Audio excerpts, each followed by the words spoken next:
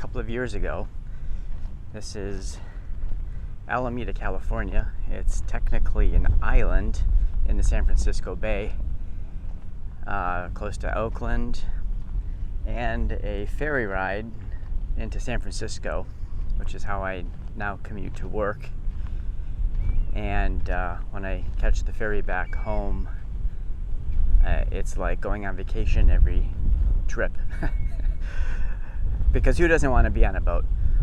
And also leaving that fog bank over there, which is always covering San Francisco, particularly in the summer, this time of year. And you know, a lot of people talk about the microclimates here in this area, and it's true that if you go from one part of the city of San Francisco, it could be 55 degrees, and then just 10 miles away over the bridge, up in the hills over there, back behind me, it can be 105 degrees. So it's quite variable. But this place we discovered when we were just settling in here is beautiful weather. It's just completely different. I can't believe I lived in San Francisco for over 20 years and wasn't really aware of how good, generally speaking, the climate of Alameda is, which is why we started hanging out more in the marinas, because they got nice seating areas, and enjoying that.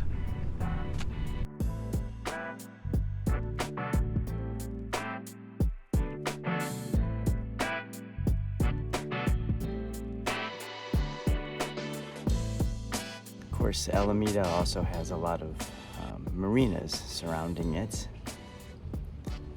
There's Encinal Yacht Club.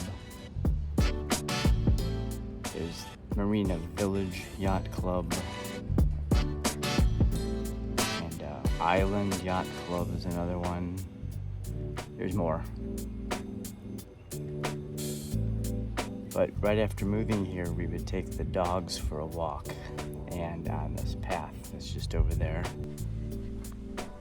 Walking on the path toward the Crab Cove. There's a boat coming out.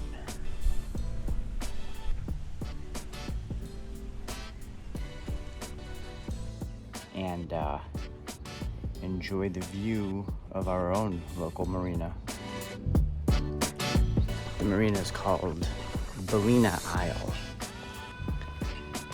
And if you zoom in on a Google map, then you'll see that it's tucked right in on the south side of the island.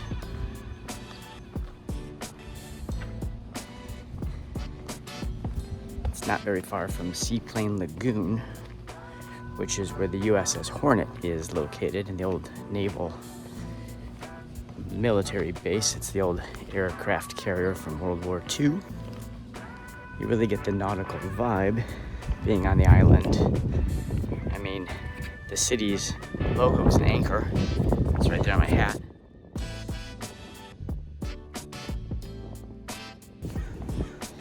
And that's very cool because we love boats. It's like every opportunity we can take to get on one, whether it's on vacation or with friends, the lake in Wisconsin or Hawaii or something. We jump on a boat. Actually, there's even a Duffy boat, which is a little electric thing. It goes 7 miles per hour top speed, and they rent them over in one of those yacht clubs on the other side, there on the north side of the island. And you can putz around the Oakland estuary. Here we are on the minnow. The weather started getting rough. The tiny ship was tossed. Was it the current of a fearless would be lost. That's right.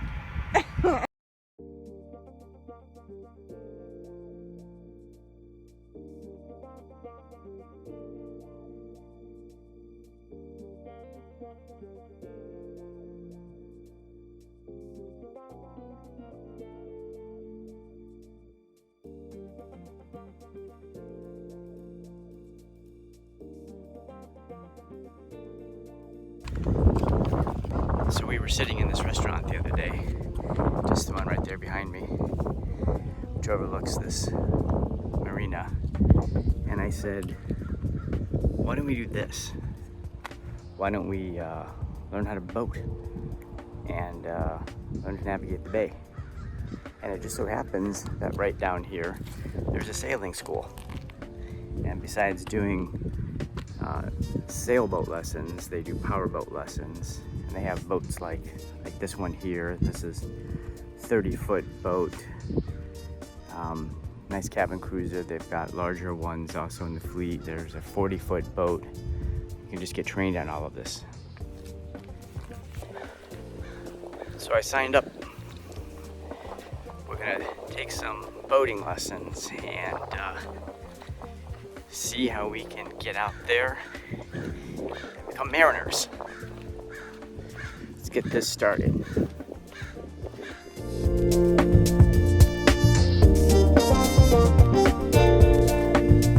All right, folks, it's not practicing time.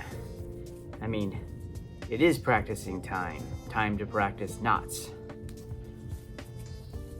There are so many videos on YouTube about how to do knots easy ways.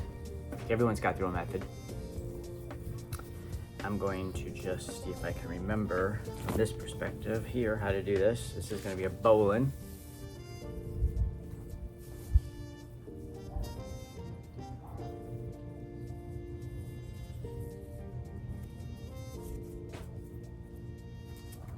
I think the important thing is to remember to return the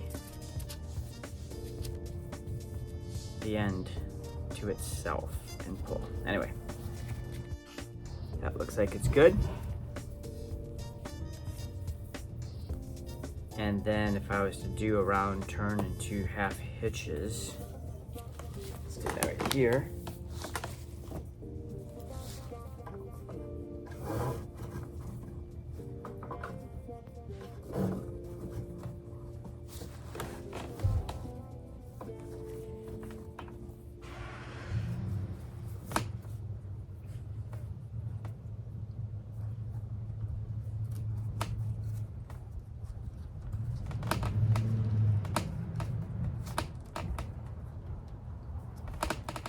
Looks like the elephant ears and a trunk.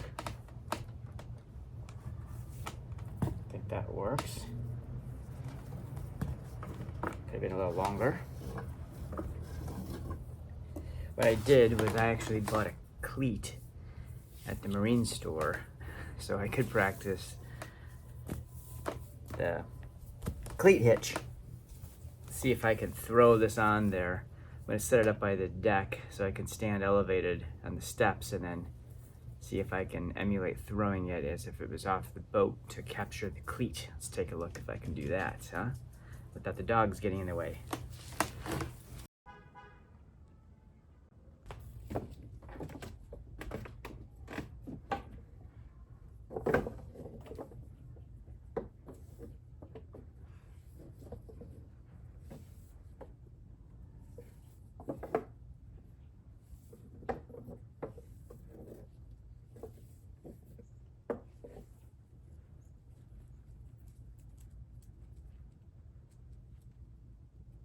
Okay. Watch out. Watch out. Hey.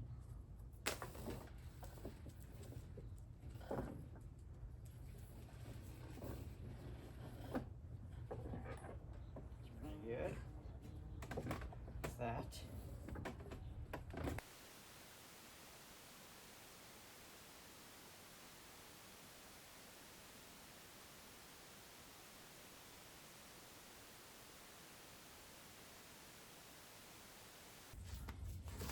This direction.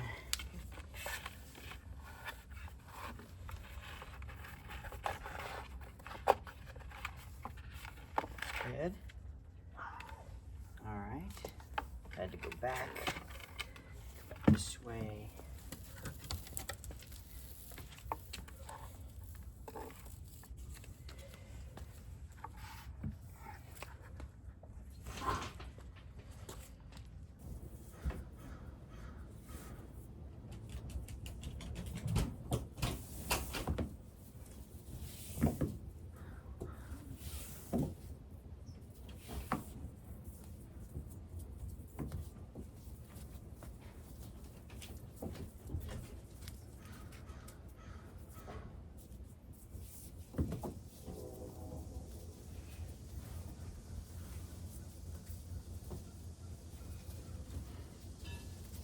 I think there's more skill that I could develop here.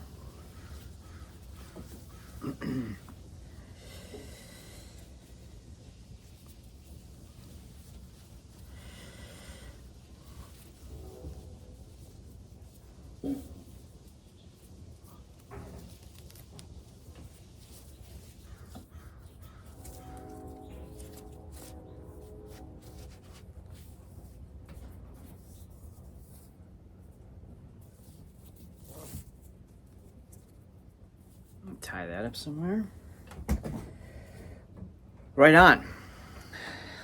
So, how the classes work is that the first class is called Basic Powerboat Cruising, and it's based off of the Start Powerboating Right textbook from U.S. Sailing and U.S. Powerboating. And this basically goes over engine components and basic boat handling concepts, how to calculate fuel consumption and things like that. So it's an introduction, there's some classroom time, then you spend 2 full weekends, so 4 days on the boat. We're starting on a 30-foot twin outboard engine power boat, cabin cruiser type thing. It's a Juno what? It's French. Juno NC895, and which I think is actually a little big to start off with for not actually having experience operating a thing. And then the next weekend we go over to Sausalito, where they have the Juno NC1095, which is a 35-foot boat, and continue our practicing docking and doing some emergency kind of maneuvers, things like that. And then then there's various exams. The second course altogether, the next level up, is called Inshore Powerboat Cruising, which takes place again over 2 weekends. It's on a 40-foot boat this time, just a larger model. It's also, as you know, it's called the Velasco. And that's a bit different because these are now twin diesel inboard engines, and so there's a lot more discussion about the component parts of the engine, what to check for pre-float preparations, all the electrical systems and things like that. So it should be a pretty good course. There's also other courses that are part of the whole training. So for example, there's a navigation course, and that's the book here, which is How to Read a Nautical Chart, which is kind of important. It goes after it goes into detail about chart number 1, which is all of the symbols and marks on a nautical chart. Besides depth, there's hazards, there's navigation aids, all sorts of information. It's now all going electronic, so we're also integrating during the weekend, you also learn how to do the Garmin Navionics chart plotter, so that you can plan your route and do all the calculations before you go. And you can even calculate things like tides and currents at the time that you're going to be traveling or arriving at your destination. So there's that, and then there's a CPR and kind of basic emergency medical sort of course, which is a half day. So a lot of different components, should be pretty fun.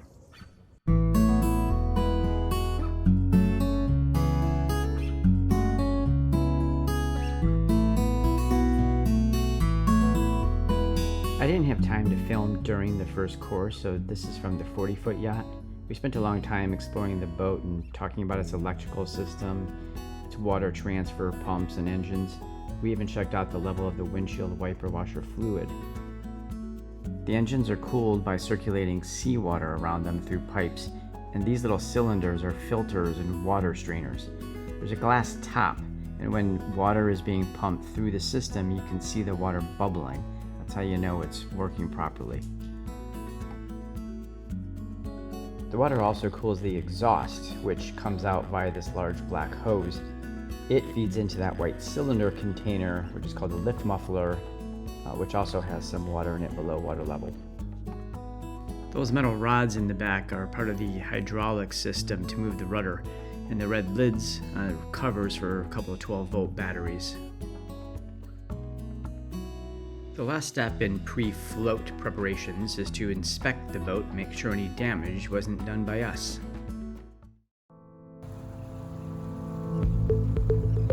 After practicing some docking at the marina, we headed out to do some maneuvers, trying not to run over paddleboarders. It's quite a popular activity because the bay off the shore of Alameda is usually pretty calm.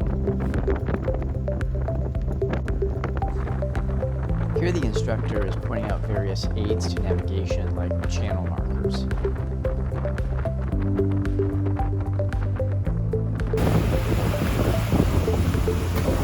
And overboard!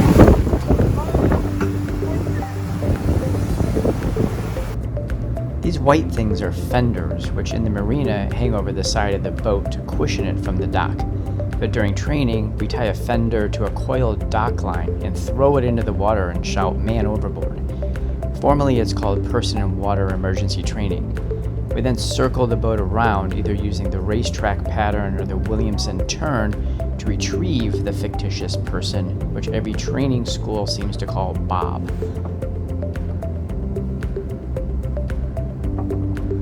We retrieve the fender, aka Bob, using a boat hook, which granted is a lot easier than grabbing an actual person and trying to haul them onto the stern.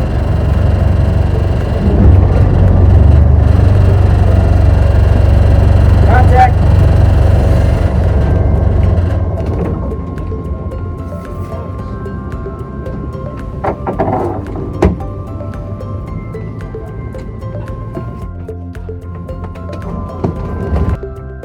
We also learned the proper techniques for anchoring, and one day had lunch while anchored. Here we are prepping lines to pick up mooring balls at Angel Island, while I control the boat from the helm. Moored up here. Angel Island.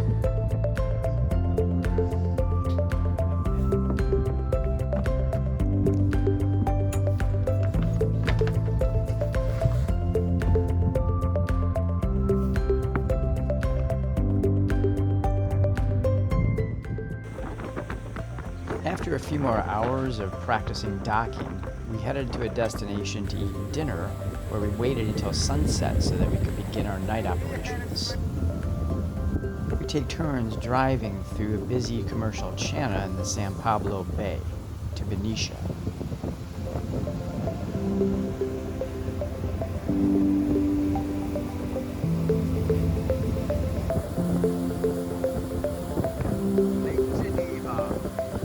On the fly deck at Benicia. Beautiful evening.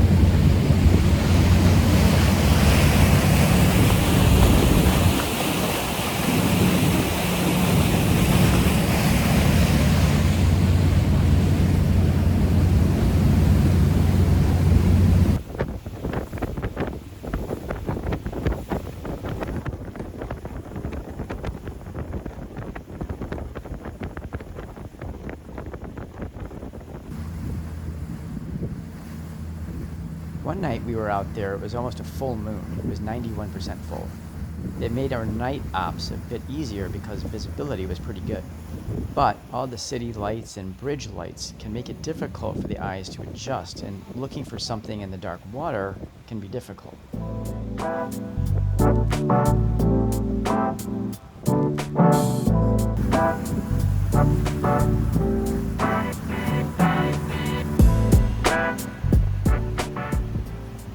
Bob's fallen overboard again. This strobe light that you can see in the water is attached to Bob, our man overboard practice fender, which reminds you that you should always have a water-activated light on your life preserver when boating at night. You're at night at the moment? Is that right? No. Well, we did it. Here's my class who passed basic powerboat training. And here's the group that passed the next course, inshore powerboat cruising. Something kind of interesting. Congratulations. It is the California Boater card. Right there. Officiale. Legit. So now what? Well, that whole thing took a couple of months to complete. And Dan and I did charter a boat. Charter is just another name for rent of the 30-foot boat that you saw a little earlier. We rented that a few times and went out and explored the bay and just gained some more experience. There's also these things called hump nights, which is organized by the club, the training club. It's occasional Wednesday sunset cruises, and you can go out with some other people on one of the larger boats and enjoy. In fact, the one coming up, which I'll film, is coincides with a concert that's happening at Oracle Park, which is where the Giants play baseball. And there's Journey and the Steve Miller Band playing. So we're going to float next to that and see if we can catch some tunes.